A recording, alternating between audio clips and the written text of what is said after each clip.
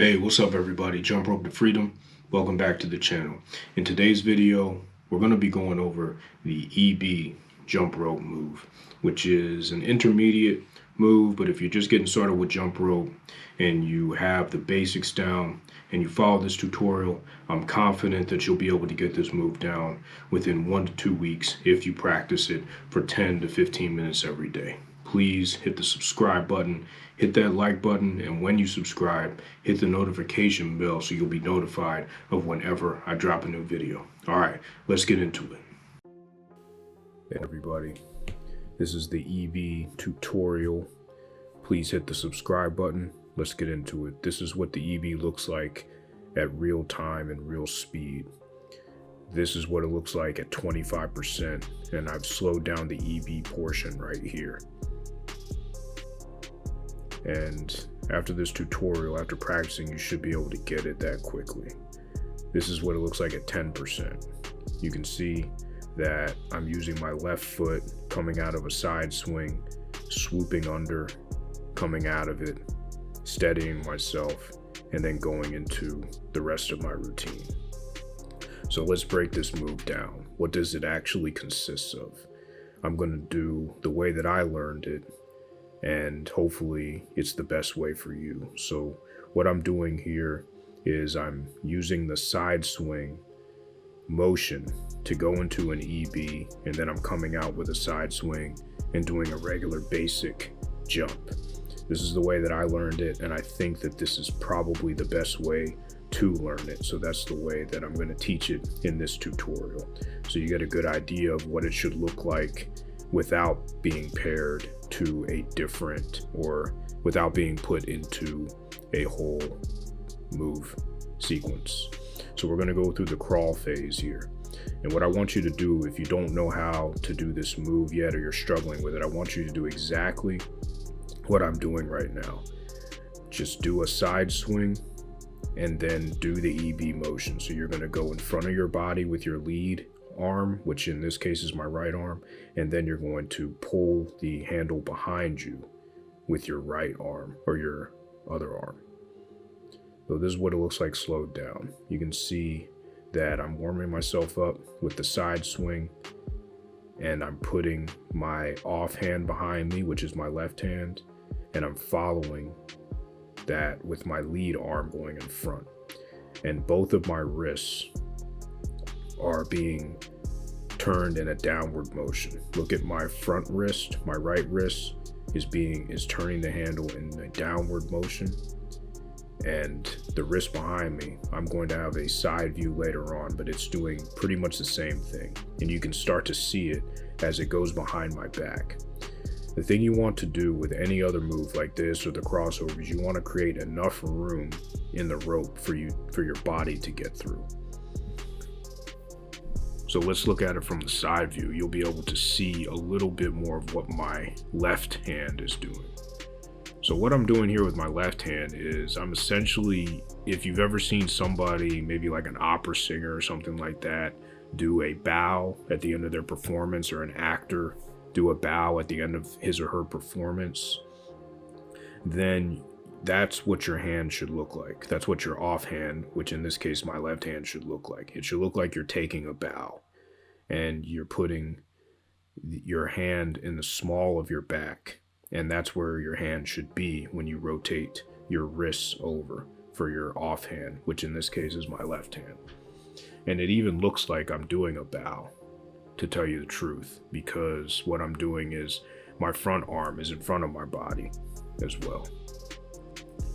So let's look at it, speed it up a little bit. Once you've been able to do a couple of those EB moves, you should try to see how many you can do in real time like this. So the sequence looks like this. You're going to do a basic jump, side swing, EB, side swing. Basic jump, side swing, EB, side swing. You're going to try to do that. Now, it really helps to know how to do the side swing for this move, because if you don't know how to do the side swing, it can be really difficult both to enter the move and then to come out of the move. So let's look at it slowed down. So I come through with a basic bounce, side swing, then EB, then side swing, basic bounce.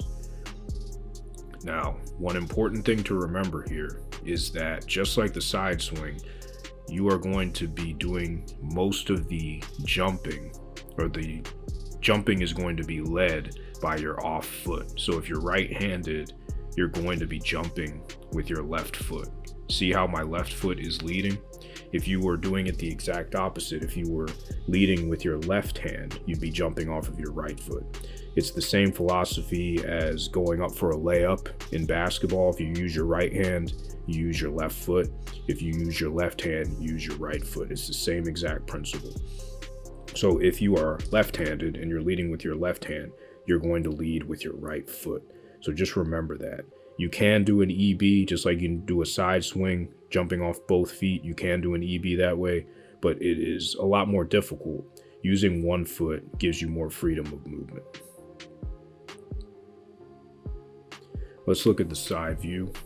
And the best thing about the side view is you're going to be able to see what my left hand is doing. And I've got a slowed down version as well. But also you can see that I'm leading with my left foot and my right foot is actually stepping through the rope after I lead with my left foot. So let's see it slowed down again. All right, now remember the sequence. Side swing, basic jump, side swing, EB, and then back out. So look at what I'm doing here. Look at my wrist rotations are always flicking downward so that I can get the rope's momentum, and so that I can bring myself through the rope. You always want to make yourself more than enough room to get through the rope. That's the main key here, and that's another thing that you have to be aware of. You always want to be aware of that. That's the most important thing, is making enough room for yourself to get through the rope. If you don't do that, then the rope is going to catch on your foot, or it's going to catch on one of your ankles, or both of your ankles, or both of your feet.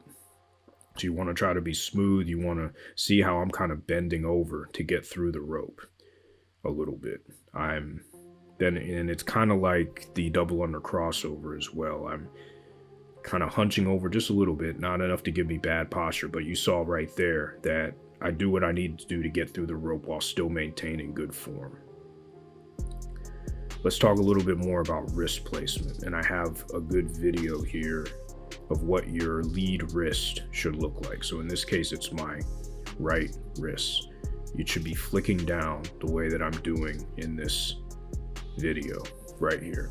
And having a long handled rope definitely helps in this situation because it gives you more maneuverability, but you can do this move with a short handled rope. But a long handled rope is my preference for any kind of freestyle trick like this that is more on the intermediate and advanced level. So your wrists need to flick down, especially your lead wrists. You need to make sure that you're flicking your lead wrist down, because that's where the majority of your momentum is going to come from that lead wrist. And for this move to work, you have to maintain a good amount of momentum, or else the rope is going to not move as quickly as it needs to, and it's going to get caught on one of your feet, or it might even get caught on your upper body somewhere. So look at my wrists flicking down. Both of them are flicking down.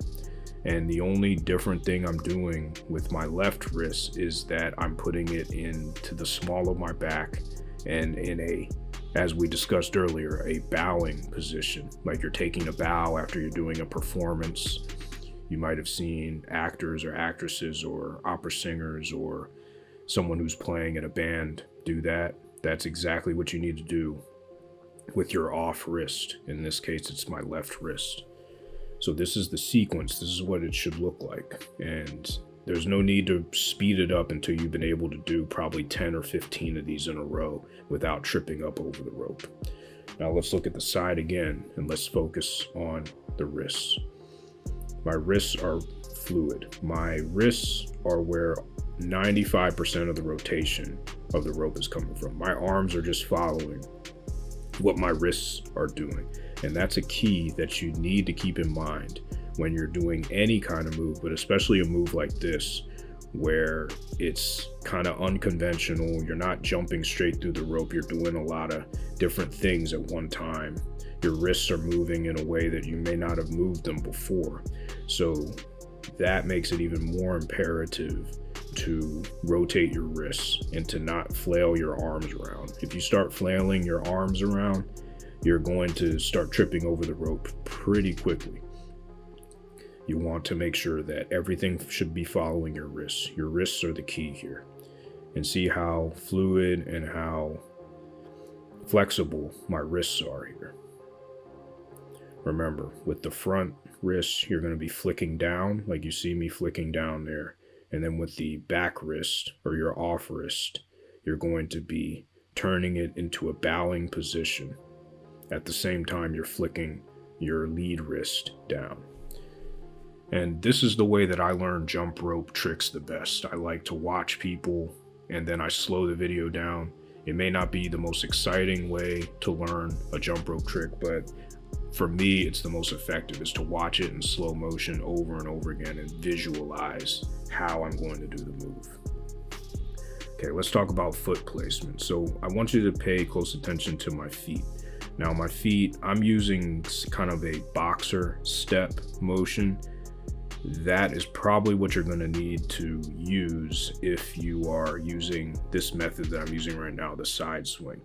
My feet are perfectly coordinated with my hands, and what I'm doing, just as what I do in a side swing and what most people do in a side swing, is I am leading my jump with my off foot. So that is my left foot.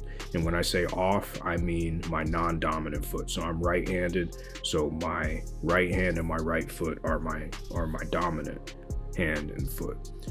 So look how I'm leading. I'm jumping through the rope with my left foot. What that does is that increases maneuverability, because if you're only jumping off of one foot, there's less of a likelihood that you're going to trip through the rope.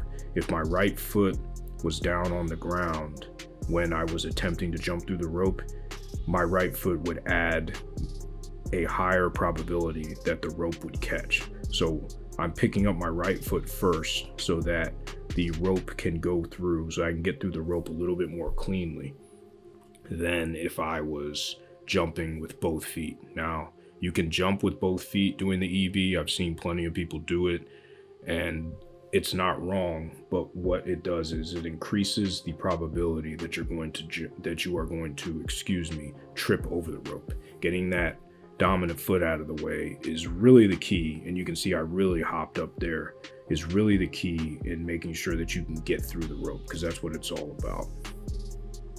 Let's look at it from the side here again. Look at my feet. I'm using kind of a boxer style. I'm staying on my toes. I'm jumping through, and then I'm stepping back to recover. That's one of the most important things about this move, is you want to make sure that you're stepping back and recovering, and that's what the side swing is for. You use the side swing to recover. So I jump through with the EB, and then I recover with the side swing. If I was to just try to jump through right after the EB, I could do that, but it would increase the probability that I would mess up. So that's what the side swing is used for in this move, is to kind of retreat, regroup, and then get your footwork back together again, and then set yourself up for success for another EB, because it's all about being able to do this move and any other move over and over again without messing up. If you can do the move over and over again without messing up, then you are going to achieve the level of proficiency that you need. It doesn't have to be exactly right every time, but it should be 80 to 90% close to where you can get your muscle memory down, because that's what all these moves are about. Getting them down, it's all about muscle memory. When I'm doing this move right now, I can tell you I'm not even thinking about it, because I've done the move so many times. The less you think, the better chance that you're going to get it. Now, after you've learned this move, this is where you should try to get to. Now, in this move, I'm doing an EB paired with a side swing and double under. And this is where eventually you want to be able to get to when you get this move down. You want to be able to pair it with other moves like right now, and like what I did in the beginning of the video. You want to be able to link it in a sequence of moves where you're moving very quickly. If you can start doing that, what that's going to do is it's going to burn the movements into your brain. And it's just like playing the guitar or doing anything else that requires muscle memory. You're going to be able to do it over and over again without thinking about it. So what I'm doing right now is kind of where you want to get to once you master this move, or at least get it down pat. All right. Hey, thanks a lot for tuning into this tutorial. I really appreciate it, and I hope it was helpful for you. If you haven't, please hit the subscribe button and hit the thumbs up button, and also share the channel with your friends and get them to watch the videos as well. I'd greatly appreciate that. Leave any comments in the comment section below. If you have another move you'd like me to go through and I know how to do it, I'd be more than happy to shoot a video going over any of the moves that you suggest in the comments section. So please leave your comments down there and I'll be sure to address every single one of them. Until next time, I'll see you later. Keep getting after it. Stay safe, stay healthy. Jump rope to freedom. Peace.